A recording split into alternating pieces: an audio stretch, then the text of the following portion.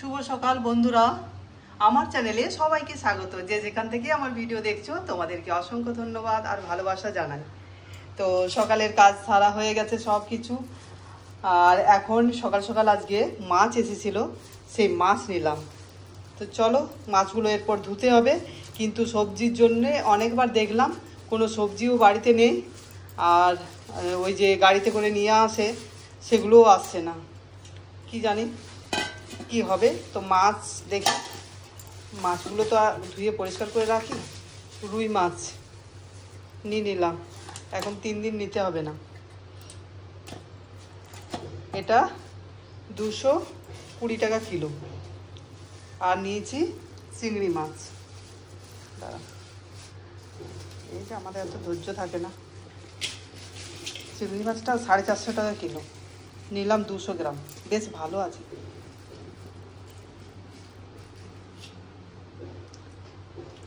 বেশ বড় আছে চিংড়িটা।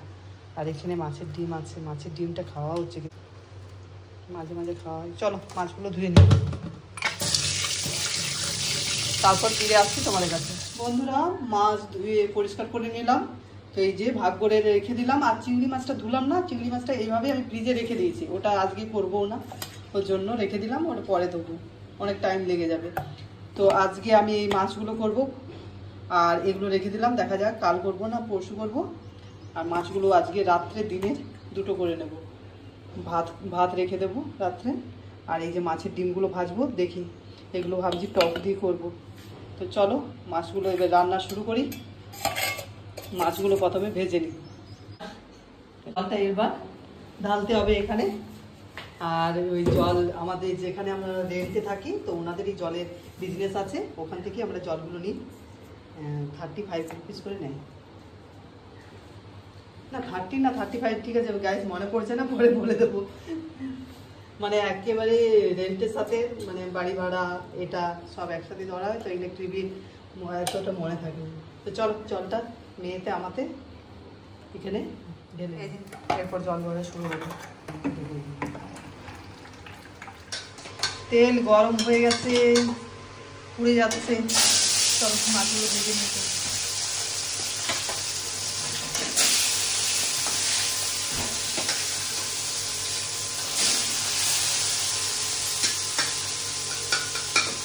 অনেকক্ষণ ওয়েট করলাম এর জন্য, যে সবজির গাড়িগুলো যদি আসে না, দেখতে এলো না, তখন মেয়েকে বললাম ব্লিঙ্কেট থেকে অর্ডার দিয়ে দিতে।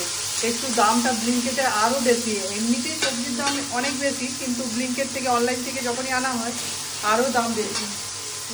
ম্যাঙ্গো, কাঁচা আম আর শসা, এই দুটো অর্ডার দিলাম। আর চলো দেখাবো কী কী জিনিসগুলো অর্ডার দিয়েছিলাম। বন্ধুরা, এই যে মাছগুলো ভাজা হয়ে গেছে।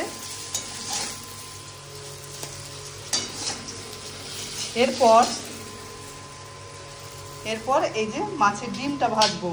ডিমগুলোর মধ্যে লঙ্কা দিয়ে দিয়েছি, বেসন, আর এই কাঁচা একটু পেঁয়াজ কেটে দিলাম।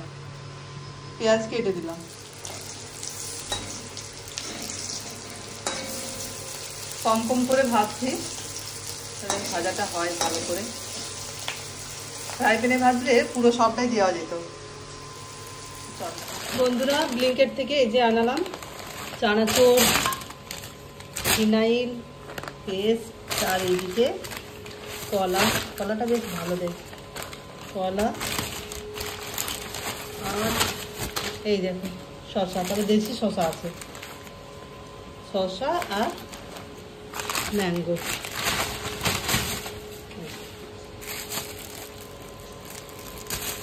এই তিনটের দাম 60 টাকা, 20 টাকা করে একটি পিস।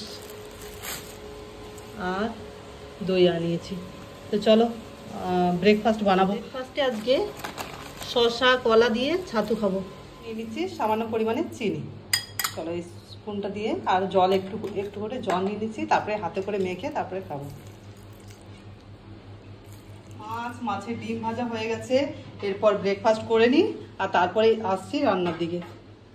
বন্ধুরা, ব্রেকফাস্ট করে এলাম, আর এখন ভাত বসিয়ে দিলাম। ভাতের মধ্যে আলু দিয়ে দিয়েছি সেদ্ধ, আলু মাখা হবে আর মাছের ঝোল হবে। কিছু তো সবজি এলো না, কি করব, যাই হোক আম দিয়ে করব। তো আম যেটা ব্লিঙ্কেট থেকে আনালাম সেটা হচ্ছে এই দেখো পাকা আম বেরিয়ে গেছে, তাহলে এটা কি করে মাছ দিয়ে করবো, সেই জন্য আচারের আমগুলো বের করে নিলাম। তো সেটা দিয়ে একটু টক টক মাছের ঝোল করবো। তো তেল দিয়ে দিয়েছি, চলো এরপর রান্নাটা করে নিই। দিয়ে দিলাম কেটে রাখা পেঁয়াজ আর কয়েকটা চেরা কাঁচা লঙ্কা। দিয়ে দিচ্ছি জিরে গুঁড়ো আর ধনে গুঁড়ো, সামান্য পরিমাণে লঙ্কার গুঁড়ো, আর দিয়ে দিচ্ছি হলুদের গুঁড়ো। আর এরপর দিয়ে দিচ্ছি এই যে আমগুলো আচার থেকে যেটা তুলে রেখেছি। আর কিছু না, এরপর জল ঢেলে দিই।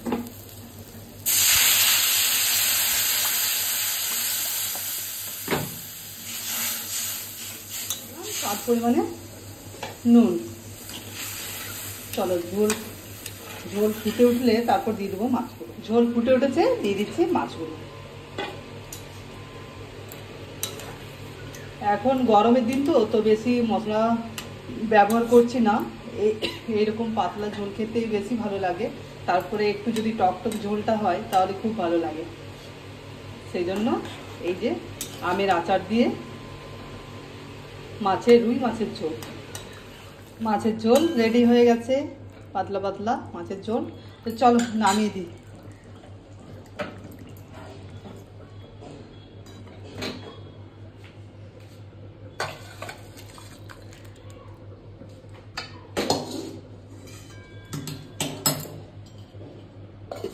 বন্ধুরা খাবার বেড়ে নিয়েছি, আর আজকে হয়েছে ওই মাছের ঝোল আর মাছের ডিমের বড়া ভাজা আর আলু মাখা।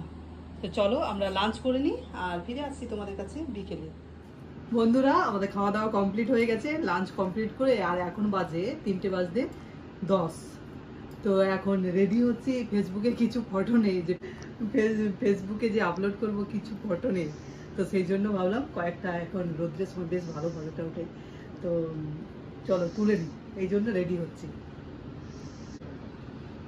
তো চলো রেডি হয়ে গেছি মোটামুটি, তাহলে কয়েকটা পিক তুলে তারপরে ভাবছি রেস্ট নেব, 3টা বেজে গেছে।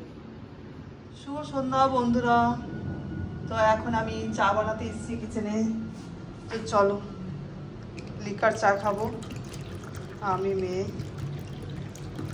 2 কাপ বানিয়ে নিই। এই গরম আছে প্রচণ্ড, কিন্তু চা ছাড়া চলে না জানেন, চাটা একটু খেতেই হবে বিকেলে।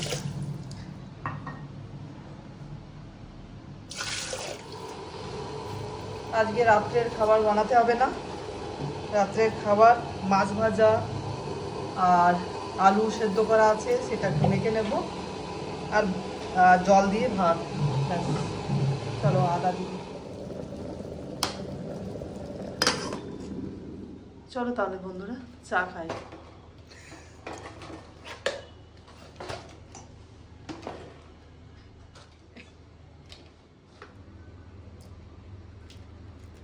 চা হয়ে গেছে, চলো চা নিয়ে যাচ্ছি।